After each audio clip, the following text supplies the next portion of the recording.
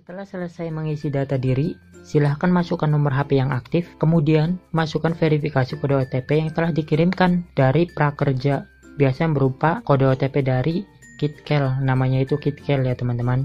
Kemudian kita akan diarahkan ke dashboard, tes motivasi dan kemampuan dasar. Nah, ini ada beberapa pertanyaan. Pertanyaan pertama yaitu, apakah saat ini Anda menganggur? Jawab saja iya. Pertanyaan kedua yaitu, apakah pernah bekerja selama 3 bulan terakhir? Jawab saja iya. Nah, ini adalah pertanyaan yang paling penting ya. Apakah Anda menjadi menganggur karena adanya COVID-19? Dan jawab saja iya. Pertanyaan pendaftar selesai, kemudian tekan OK. Nah, untuk tes sendiri ada 18 soal, maksimal pengerjaannya itu 25 menit. Sebelum pengerjaan tes, pastikan Anda berada di tempat yang kondusif. Kemudian pastikan juga teman-teman berada di tempat koneksi yang internetnya stabil. Bila perlu, teman-teman bisa menggunakan alat bantu berupa coret-coret seperti kertas, pensil, pulpen untuk menyelesaikan soal. Setelah dirasa semuanya cukup, kemudian teman-teman klik mulai tes sekarang. Untuk pertanyaan pertama, harga gula pasir pada tahun 2014 adalah bulan Juli 9.500, bulan Agustus 10.000, bulan September 10.500, bulan Oktober 12.000. Simpulan isi tabel tersebut adalah, ini adalah simpulan yang paling tepat. Jawaban yang paling tepat adalah C. Sejak bulan Juli hingga Oktober, harga gula pasir mengalami kenaikan. Karena apa? Dari bulan Juli sampai bulan Oktober, memang harga gula pasir per kilogramnya selalu mengalami kenaikan. Ini adalah pertanyaan kedua. Ini adalah pertanyaan yang paling gampang ya. 1 ditambah 6 adalah D7. Pertanyaan ketiga, seberapa setuju atau tidak setujukah Anda dengan pertanyaan berikut? Saya merasa minder atau rendah diri pada saat orang lain bisa melakukan sesuatu lebih baik dari saya. Ini adalah jawaban pribadi ya. Maka kalau misalkan ada yang menjawab sangat tidak setuju, tidak apa-apa. Kalau misalkan jawab tidak setuju saja, tidak jadi masalah. Kemudian klik berikutnya. Pertanyaan keempat, seberapa setuju atau tidak setujukah Anda dengan pernyataan berikut? Kegagalan yang pernah saya alami pada masa lalu adalah karena saya kurang berbakat. Karena ini berbicara dengan kegagalan karena kurang berbakat, jawab setuju.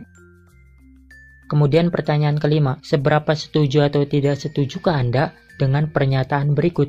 Saya menunda pekerjaan yang saya tidak suka melakukannya. Jawab sangat tidak setuju. Pertanyaan keenam, seberapa setuju atau tidak setujukah Anda dengan pernyataan berikut? Saya takut mencoba hal baru karena saya takut gagal.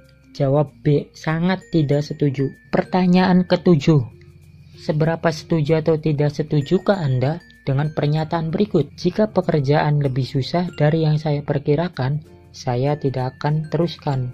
Jawab D, sangat tidak setuju. Next. Nah, ini adalah pertanyaan ke-8. Mengapa Anda berminat ikut program prakerja? Jawab yang A, saya kehilangan pekerjaan. Itu adalah jawaban yang benar. Karena apa? Karena kartu prakerja ini untuk orang-orang yang terkena dampak dari COVID-19, termasuk orang-orang yang kena PHK juga. Pertanyaan ke-9, seberapa setuju atau tidak setujukah Anda dengan pernyataan berikut? Saya sering memulai kegiatan namun jarang menyelesaikannya. Jawab B, sangat tidak setuju.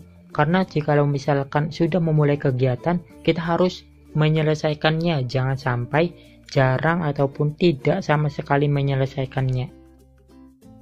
Nah, ini adalah pertanyaan ke-10.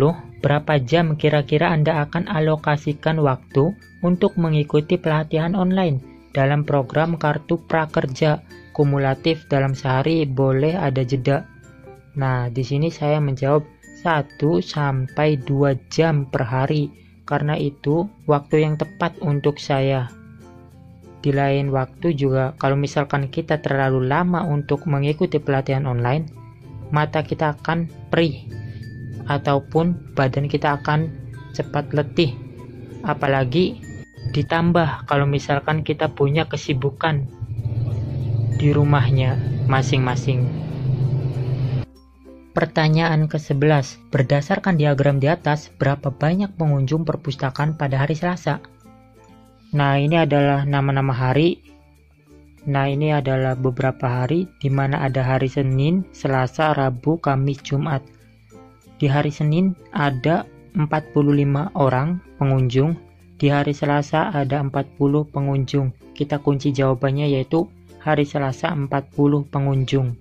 Maka kita jawab D, 40 pengunjung atau 40 orang. Nah, ini adalah pertanyaan ke-12. Di sini ada gambar diagram batang menunjukkan nilai ulangan matematika. Jika nilai kelulusan minimal adalah 7, ingat-ingat. Berapa anak yang harus mengulang ulangan? Nah, untuk menghitungnya, angka di bawah itu ada 5, 6, 7, 8, 9, 10 adalah angka nilai-nilai dari yang sudah ditentukan. Kita fokus ke angka 7. Di sini adalah minimal dari angka 7, berarti kita fokus ke angka 5 dan 6. Di 5 ada 1 orang, kita lihat dari frekuensi sebelah kiri. Di 6 ada 3 orang, tinggal dijumlahkan 1 ditambah 3 yaitu 4. Maka jawabannya adalah C, 4. Pertanyaan ke-13. Ali meminjam uang ke perusahaan leasing PTA untuk membeli motor seharga Rp 12 juta. Ali telah menyicil sebanyak 20 bulan. Ada sisa 4 bulan yang belum dibayar. Berapakah jumlah yang dicicil oleh Ali jika perusahaan leasing tidak memberikan bunga terhadap pinjamannya? Nah, ini adalah pertanyaan yang sangat mudah karena di sini ada kata-kata tidak ada bunga terhadap pinjamannya. Jikalau dijumlahkan 20 ditambah 4 maka menjadi 24 bulan. Nah, 12 juta dibagi 24 sama dengan 500.000, maka jawabannya itu adalah B. Nah, ini adalah pertanyaan ke-14. Ibu memiliki uang 100.000 dan sebagian digunakan untuk belanja dan sisanya ditabung untuk belanja. Ibu menghabiskan 3/4 uangnya. Sisa uang ibu untuk ditabung adalah, kita menghitungnya seperti ini ya. Ibu memiliki uang 100.000. 1/4-nya itu 25.000. Kalau misalkan 2/4-nya itu adalah 50.000. Nah, jikalau 3/4-nya itu 75.000. Di sini adalah sisanya. Kalau misalkan sisanya itu tinggal 1/4 lagi, berarti 25.000. Jawabannya adalah A, 25.000. Nah, ini adalah pertanyaan ke-15. 3/4 ditambah 5/4, maka jawabannya adalah 8/4. Karena apa? Karena 3 ditambah 5 sama dengan 8. Kemudian yang di bawahnya tidak usah ditambah lagi, berarti tinggal per 4. Maka jawabannya B, 8/4. Pertanyaan ke-16. 5/9 dikurangi 2/9, maka jawabannya itu adalah 5 dikurangi 2, 3, kemudian 9. 3/9. Nah, untuk pertanyaan ke-18 ini adalah 1/3 dikurangi 1/6, maka jawabannya adalah 1/3, yaitu adalah B.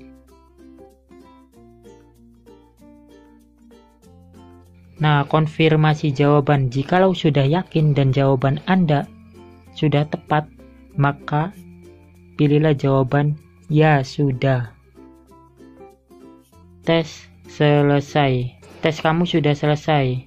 Tes kamu sudah berhasil dikumpulkan dan akan segera kami evaluasi.